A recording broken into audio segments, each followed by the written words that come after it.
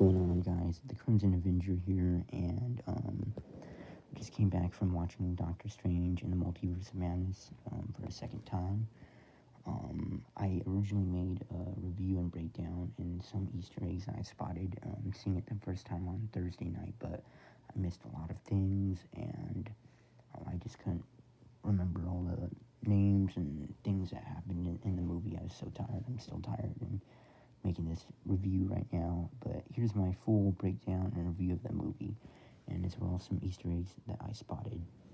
So we open up to Defender Strange and America Chavez running away in another dimension from a demon that's trying to take her powers. They're trying to find the mystical book of Vishanti. The only way to give a sorcerer, it's the only way to defeat someone's enemy by giving a sorcerer knowledge to defeat their enemy. Defender Strange tries to hold it off with his, and this time he doesn't have like fiery sparks or like what do you call it, the orange color for his spells. He has white, and it's like a icy version of it, kind of. It's basically he can freeze stuff, which is pretty cool, and he tries to freeze the demon, but it doesn't work. So then he tells America that he has to take her power, and he's the one always holding the knife. He betrays her, but before he can take her power, he's killed by the demon. And I guess you can say he is kind of a douchebag. But then she quickly escapes into the MCU universe. Doctor Strange suddenly awakes our Doctor Strange from what he thinks was a bad dream, but we later learn that he was dreamwalking in another version of himself. He then gets ready for a formal, which we then learn is Christine's wedding.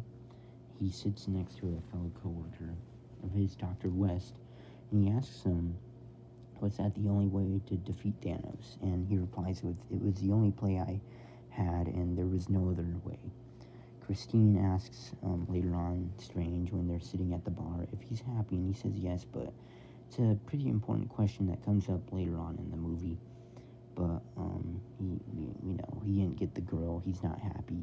That was the love of his life, and kind of ruined it in the first Doctor Strange, being very greedy with and arrogant, kind of like Tony Stark with his money and everything that he had. He was a renowned surgeon, neurosurgeon, but that's basically how he kind of screwed it up with Christine. Gargantos then appears and is wreaking havoc on New York.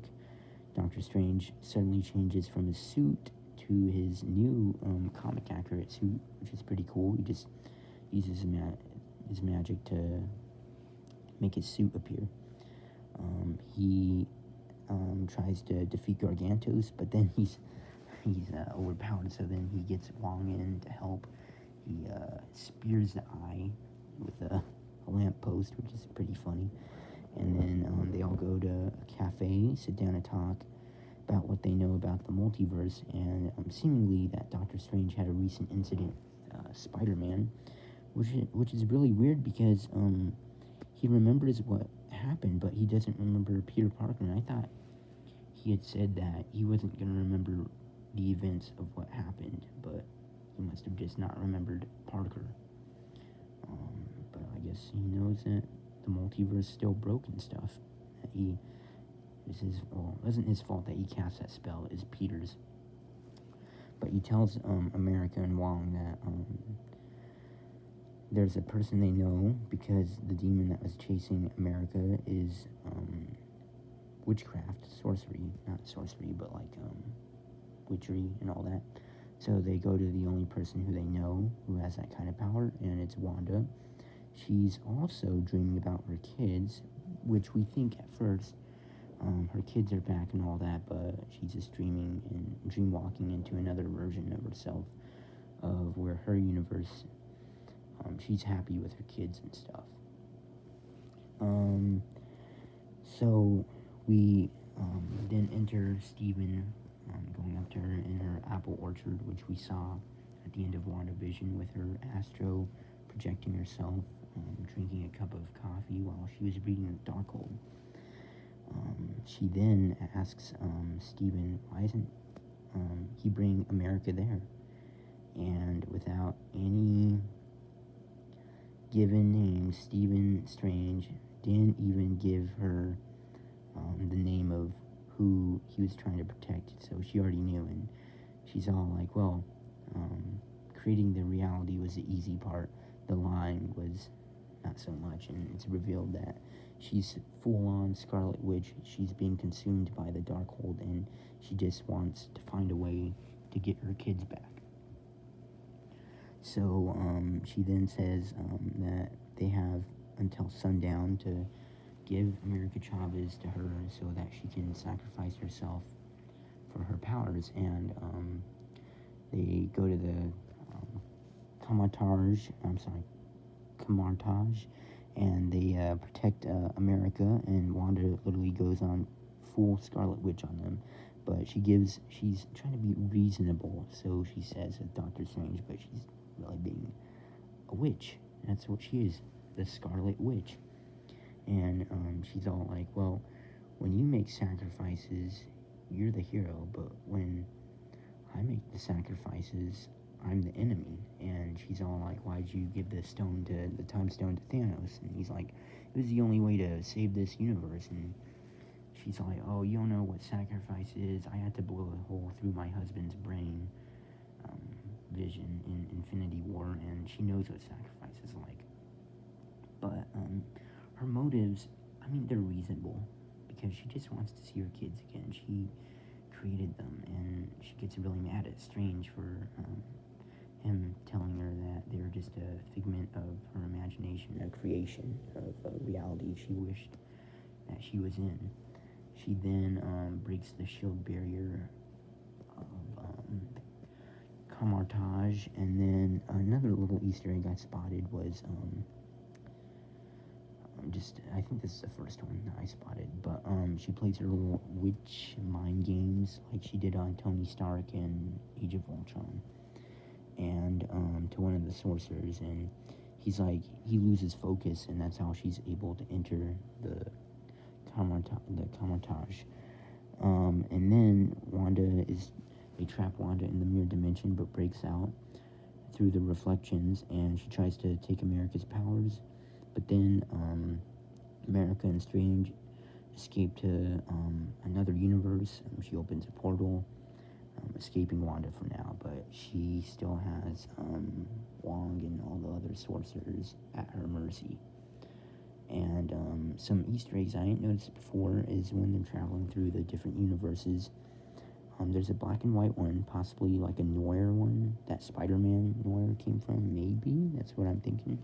Another universe that people may not have noticed is the Savage Land. It looked like a Jurassic World kind of land, sort of. And there's also a futuristic city with Stark drones from Spider-Man Far From Home. When they arrive in the other universe, they find their world's Doctor Strange, only to have died by defeating Thanos. We then see that Mordo greets them and is now the Sorcerer Supreme, but he then explains to America that Mordo snapped, and he's hell-bent on trying to kill Strange and take his revenge on him because he's jealous of him. But I'm wondering, well, they never really explained that in Endgame or Infinity War, so because it was in the post-credit scene at the end of the first Doctor Strange that he was going to take all the Sorcerer's powers, including try to take Strange's, but that's just so weird. They must have had an encounter before he either dusted or after, before No Way Home possibly, but it's just weird that they just skipped that whole part. Like, he could have been the villain for the second Doctor Strange. I think that's what was supposed to happen, but then they switched directors and stuff, and Wanda did what she did in WandaVision, so it only makes sense for her to be the villain. And Mordo drugs him with a tea, and he then takes him to like a containment box, glass box, where they're unable to use their powers because of the cuffs they have on that.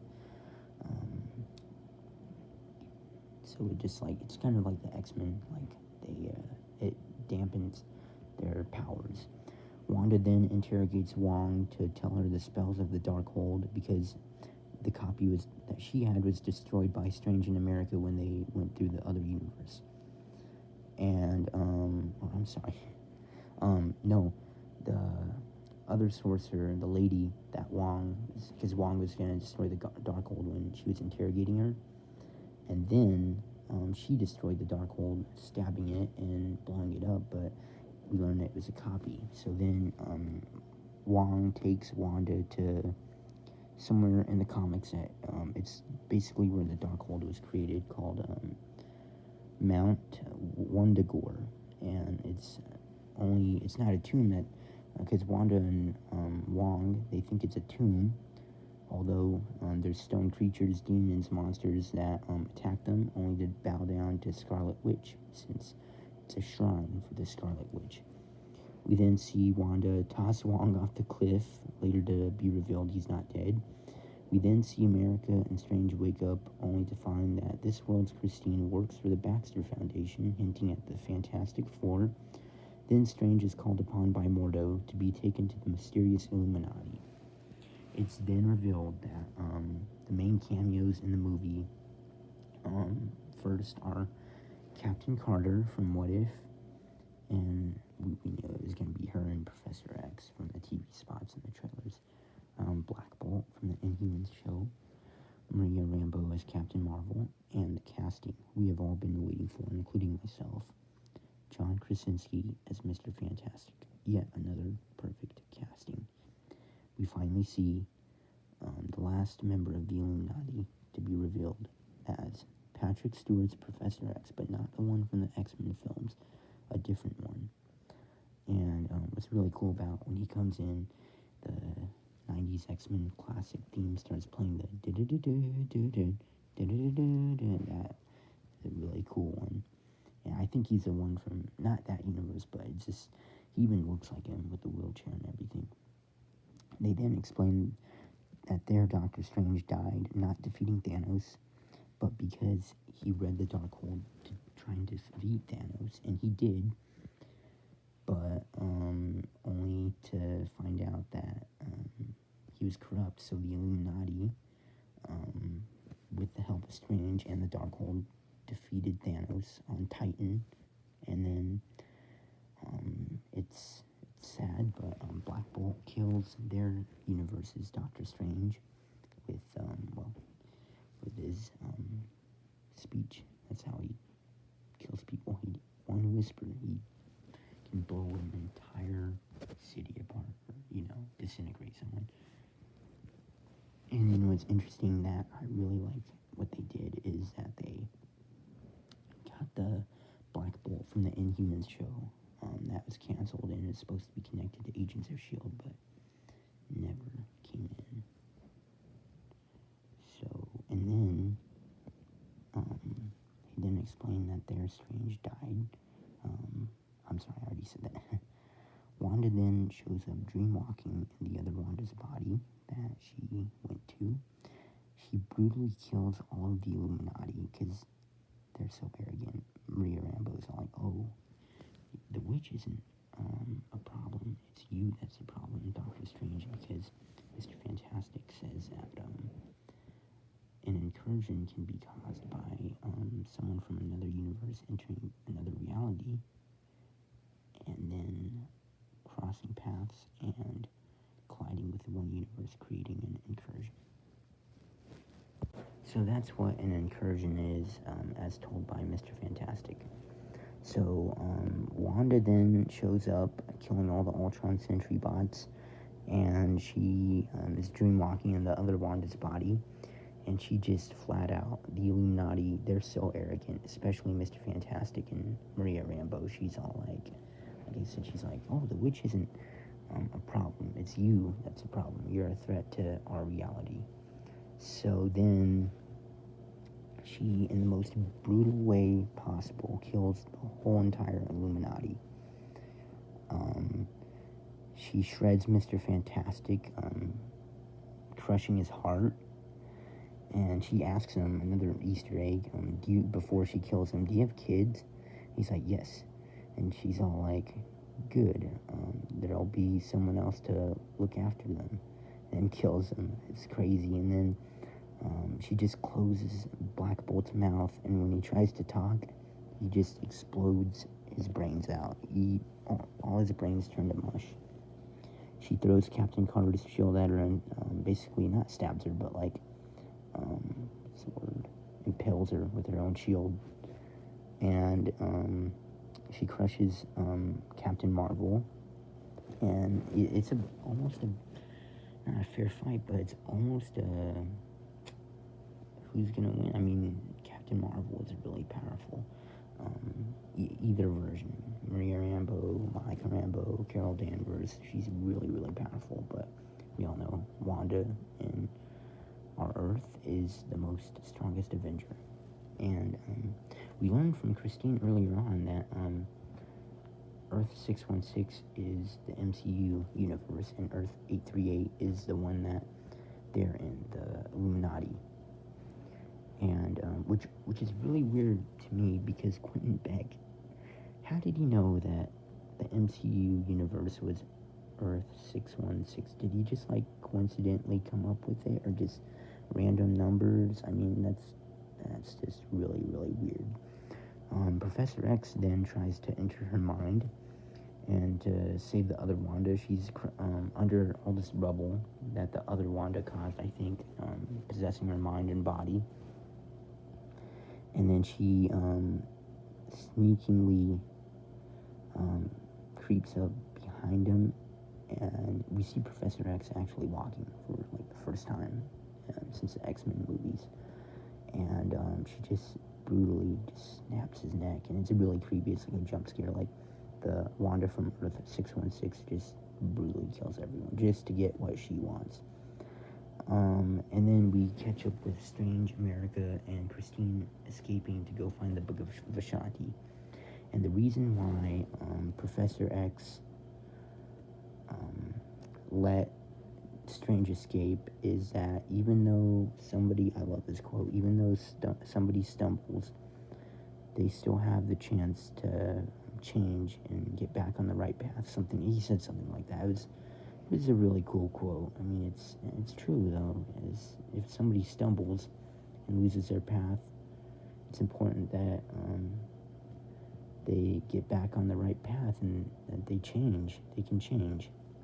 So they enter the dimension of the Book of Vishanti, and Wanda eventually catches up to them. And then she kidnaps America, starts getting her powers, and then America, like I said, she can only use her powers when she's scared. And we learn later in the movie that she has always had control over her powers, no matter what. She sends Strange and Christine to another universe, which is, not, I guess, desecrated by their world's Stephen Strange, and everyone thought it was Strange Supreme. I even thought it was Strange Supreme. We only find out that it is Sinister Strange, a darker version of himself. I guess not as dark as Strange Supreme. Well, it's like you couldn't tell them apart, but Strange Supreme has the purple cloak and he can turn into monsters and stuff, but this one couldn't. But he read the Darkhold, and because of that, it took a toll on him and his eye. He had a third eye, which is, I'll get to that later on. But then they fight. It's really cool. They go in an all-out music battle, from taking piano notes, throwing it at each other, casting spells. It's really cool. Sinister Strange uses Beethoven's music, dun dun dun dun, and then he pushes with one note from the harp, Sinister Strange out the window, and he gets impaled by the gate in the sanctum. And he can't get back to America, so he tells Christine that he has to read the Darkhold, and she tells him, "You're just like all the other Stranges." And he's like, "Yeah, I know, but I have to save her." So he decides to dreamwalk, and she's all like, "You can only dreamwalk in a living person's body, in another Doctor Strange's body." And he's all like, who says they have to be living? And when they go back to Defender Strange when they buried him, when America showed them that where she came from, at the same top of the building that the Ancient One is fighting the Chitauri in Endgame. And it's pretty cool. He's like coming out from the grave like Marvel zombies, like the zombie Iron Man in Far From Home. But he then uses him to get to Mount Wundamore. I'm sorry, it's Mount Wundagore, and then he is stopped by the souls of the damned. They try to possess him, but Christine convinces him that he's the master of the mystic arts, and he takes control of the souls of the damned. They fly him in the coolest way possible to Wanda, and he tries to defeat her, but knowing that he can't, and Wong finally climbs back up the mountain because he's not dead. He just fell off the ledge and landed on another ledge from the cliff of the Mount Wundamore. So without Strange, he can't, because he has to take America's powers no matter what, and Wong says it's the only way, but then Strange says to America, it's the only way, and he whispers to her, kick that witch's ass, and he can use her to defeat Wanda by telling her that she's had control of her powers the whole time. So she gives Wanda what she wants. She puts her into the universe where her kids are alive, and the other Wanda is still there, coming back from the realm of the Book of Vishanti because she got her body and mind back. Her kids, Billy and Tommy, they're just frightened by her because she's a witch. She looks like a witch. She went on full-blown Scarlet Witch. So it's just, it's crazy. So then she ends up realizing she tells them she's not a monster, only to realize that she was a monster this whole time. And she just gets on her knees, starts crying, and I gotta tell you, Elizabeth Olsen stole this performance. Absolutely stole it. She stole the entire movie. She was really, really good with Benedict Cumberbatch, but she just stole the whole entire show. But the other Wanda touches her face and tells her that know that they'll be loved, Billy and Tommy, because she just wanted to see her kids again and be happy. So Wanda, realizing what she did, she says that she's going to destroy the Darkhold in every universe. So she destroys Mount Wundagore, and seemingly the mountain falls on top of her, but you see like a bright flash, and I don't think she's dead, because we didn't see a body. And then the other thing is that Elizabeth Olsen renewed her contract, extended it for like maybe 6 or 7 more projects, and there's a rumor that there's a Scarlet Witch movie in development. So I don't know how she survived, but I just know, and I'm pretty much thinking everyone knows that she survived. Come on, if you don't see a body, they're not dead. It's like Captain America. Even though he's old, everyone thinks he's dead. He's not. He's just old, like in the comics, Old Man Rogers. But then we see it cuts off, and then they're repairing the Kamatage, and they're teaching, Wong and Strange are teaching America the ways of the mystic arts, and she tells Strange that she's really glad that she fell into his universe, and he's all like, yeah, I'm happy for you too, kid. He calls everyone kid, like Peter, and it must be like a thing that he thinks everyone's like, every kid that he sees he calls kid, not by their first name, but it's pretty cool how, I loved how Zombie Strange just came and back and tried to defeat Wanda and all that. So anyways, we cut to him repairing the broken watch from the first Doctor Strange, because he wakes up to look at the cracked watch face, and finally takes it off, and he's finally going to move on. he repairs it with a brand new watch face, puts it in a little box, walks off. We then, in the movie, which is really, I guess you could say it's a cliffhanger, a really weird way to end a Marvel movie. All of a sudden, music starts giving him a headache, and he starts hearing the music that he battled Sinister Strange in. At first, I thought Sinister Strange possessed him, but he didn't. Because he read the Darkhold, it also took a toll on him, and in doing so, he now has a third eye. And, another Easter egg is that the third eye in the comics is actually the Eye of Agamotto, and in the MCU, the Eye of Agamotto is what holds the Time Stone. So they kind of changed that up, and I'm wondering if they're going to call his third eye the Eye of Agamotto, or the Eye of something. But, one more, when Wanda sees Billy and Tommy, they get all scared of her because she's Scarlet Witch. They're watching Snow White's, and it's kind of like, if I would say, if it was earlier on in the movie, it's kind of foreshadowing, but like, she's the witch, she's the evil queen in a way. But yeah, and then we cut to the post-credit scene. Here's my explanation for that. So, we see Doctor Strange walking down the street, and I think this a few days, there's a time gap from when he grew his third eye, and then, because he has a different attire on, from a red flannel to a jacket with a red scarf. Someone then tells him, Doctor Strange, we need you. You created an incursion. And it's none other than Charlize Theron, but I didn't know who she was playing it. Who she is